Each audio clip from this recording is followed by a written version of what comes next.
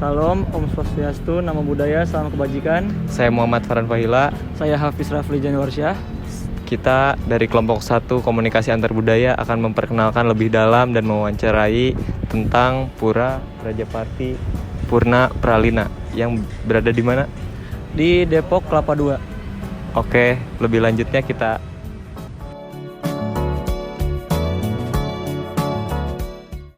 Saya Muhammad Farhan akan memperkenalkan lebih dalam Puro Rajapati Purna Pralina. Oke, check it out.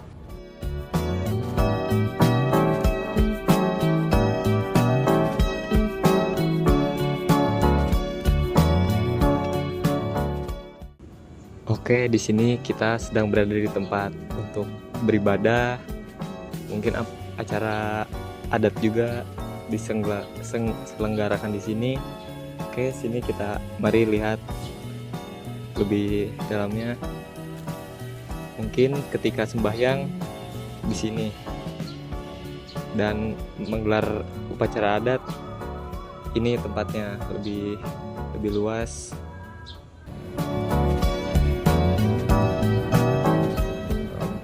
Di sini juga mereka mempunyai bangunan seperti yang kita lihat dari bentuk bangunannya seperti yang di Bali, Hindu di Bali.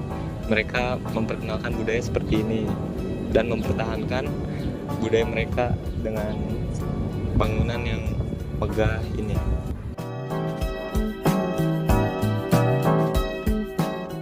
Di sini juga ada tempat untuk menaruh alat-alat upacara adat seperti yang kita lihat di sini. Mereka menaruh di sini agar lebih gampang ketika menyelenggarakan upacara adat di tempat ini.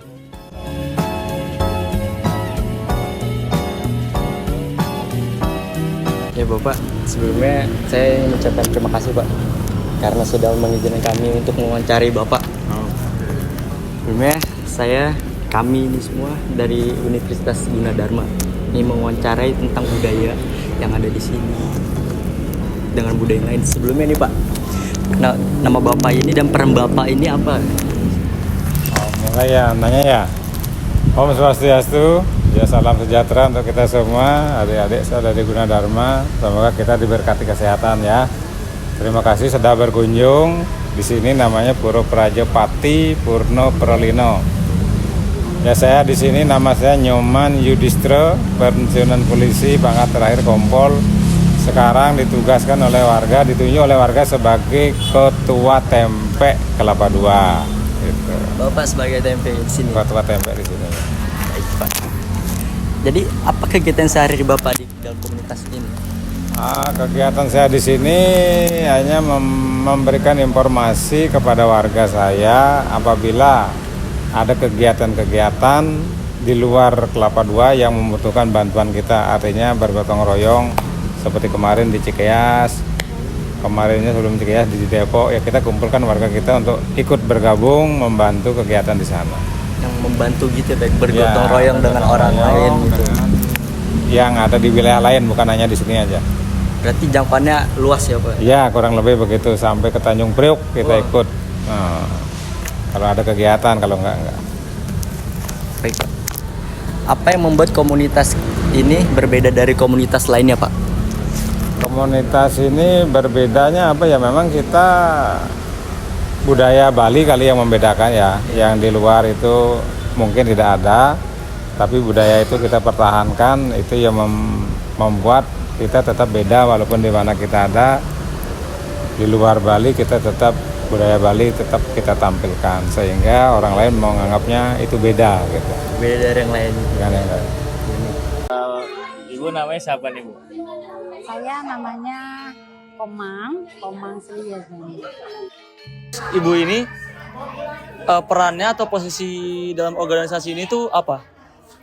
Kebetulan saya di sini sebagai Ketua Perhimpunan Wanita Hindu Dharma di komunitas ini, sekaligus pembina dari Sanggar Tari Praja Widya Kencana. Nah Ibu, peran di organisasi ini apa sih Bu? Ibu sendiri perannya apa, sudah berapa lama di sini? Kalau saya di sini udah lama, Cuman sebagai koordinir di sini sudah masuk ke tahun ke-11 ya. Jadi di sini saya mulai membina ada sanggar tari, kemudian kita juga ada komunitas gamelan ibu-ibu yang rutin kita lakukan latihan seminggu 2 kali. Pertanyaan kedua nih Bu, siapa saja yang biasanya menjadi murid Ibu? Terus apa yang memotivasi Ibu untuk mengajar tari di sini? Oke. Jadi awal mulanya sanggar tari ini terbentuk adalah karena permintaan dari berbagai kalangan ya, baik warga di wilayah komunitas ini maupun di luar komunitas kami yang meminta, ayo kita adakan, Ibu kapan ngajar nari, Ibu kapan anak-anak dilatih nari gitu. Kebetulan juga setiap ada event, biasanya khasnya Bali itu ya, pasti Bali, ya, setiap ada event pasti ada tari-tarian. Tarinya, Nah, iya. disitulah saya mulai bergerak, ingin mengoptimalkan kegiatan anak-anak di sini. Di samping juga banyak juga permintaan dari luar. Jadi awalnya itu memang banyak berbagai pihak request gitu ya. Request permintaan. Ayo kita Bu, daripada jauh kita latihan ke sana, ada baiknya kita adakan di sini. Sebenarnya awal mulanya komunitas ini adalah di Cibubur, karena kan komunitas kami itu mewilayahi 2 wilayah, yaitu di daerah sini Depok dan juga Jakarta Timur. Jadi awalnya Jakarta Timur ada, berkembang di Jakarta Timur, permintaan di sini juga banyak. Jadi kami buka cabang di sini. Oh gitu. Untuk tantangannya Bu, nah tantangannya itu di sini apa aja sih Bu? Misalnya kayak perbedaan bahasa, cara berbicara, terus kebiasaan atau pemahaman saat berkomunikasi dengan orang dari luar budaya Bali. Kalau bahasa kan kita memang Indonesia ini kan kaya akan berbagai bahasa, yaitu kita disatukan oleh bahasa Indonesia. Jadi komunikasi nggak ada kendala ya untuk bahasa. Mungkin cara pendekatannya adalah karena kita lebih banyak ke anak-anak, jadi pendekatannya itu lebih bijak, lebih mengerti anak-anak. Jadi mood mereka kan kadang naik turun, tidak seperti orang dewasa. Jadi ya kita harus ya ikut naik turun lah, ngikutin moodnya mereka supaya mereka juga tetap enjoy dan nggak kapok ya. Kalau kita kalau di Bali itu memang agak keras. Ngajar nari itu harus keras. Jadi memang karena dibentuk dasar itu harus betul-betul. Jadi kita tidak mengadaptasi semua hal itu. Jadi sebagian kita ambil, sebagian lagi kita sesuaikan dengan kondisi anak-anak di sini. Karena kan di sini pun tidak hanya dari komunitas kami yang ikut di sanggar, jadi ada juga komunitas teman-teman dari luar komunitas kami juga ikut di sanggar kami. Nilai-nilai budaya Bali apa yang paling dijaga dan terlihat dalam cara berkomunikasi dan berlatih di sini? Oke, yang pertama adalah disiplin, kemudian kolaborasi, kerjasama, gotong royong ya. Yeah. Dasarnya itu yang kita tekankan, karena menari itu mau menari, mau menabuh itu ego itu tidak boleh ditonjolkan. Jadi harus seirama semua. Ada rasa sesuai dengan rasa, ada gerak sesuai dengan musik. Kemudian tidak boleh, supaya indah itu jadi harus kolaborasi. Jadi tidak boleh ada menonjol. Jadi kita harus bersama-sama, kekeluargaan juga kita sesama antara guru dengan siswa, itu rasa hormat itu harus diutamakan juga. Selain kalau cara mendidik sekarang tidak bisa seperti dulu yang harus ikut guru gitu ya, harus nurut gitu. Di satu sisi kita juga harus ada pendekatan dengan anak-anak supaya anak-anak nggak takut dengan kita.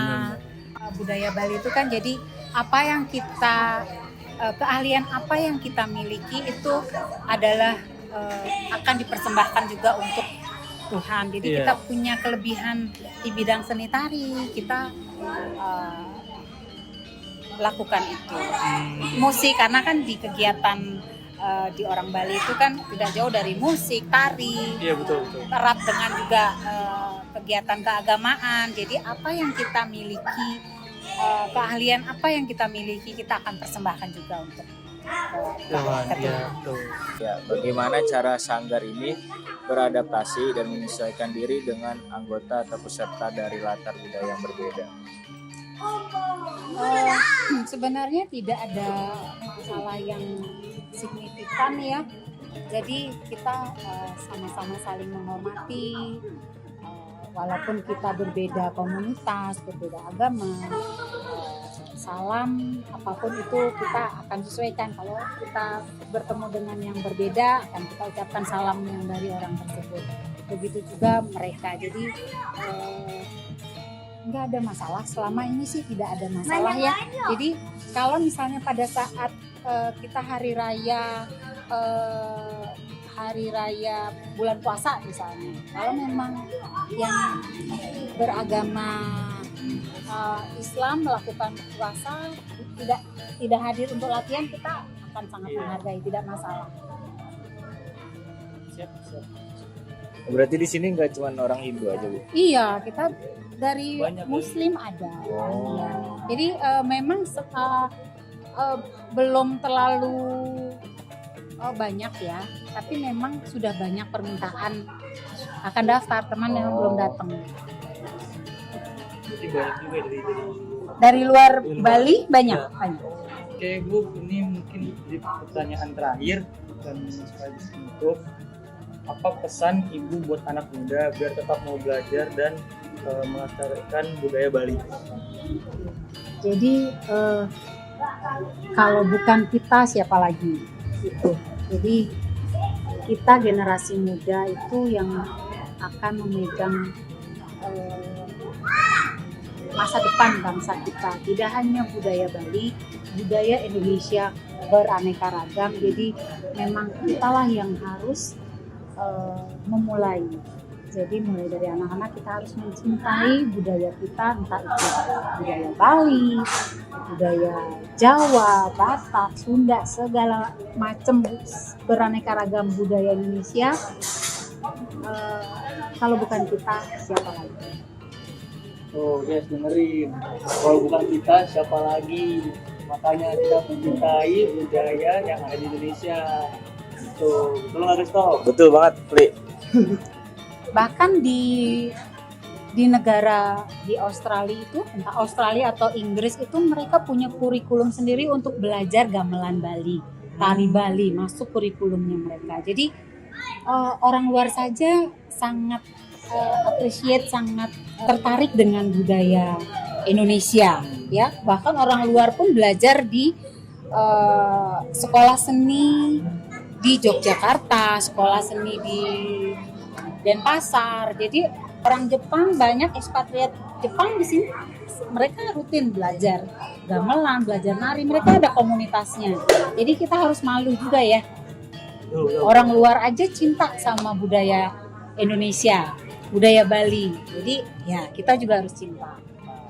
Wah, Moy, ternyata seru banget ya dengan penjelasan dari dua narasumber kita tadi. Iya, seru banget soalnya nih teman-teman semua harus diingat, kita kalau datang ke suatu budaya atau ke suatu budaya itu, kita harus menjaga tata krama kita, tata adat dan tata bicara kita.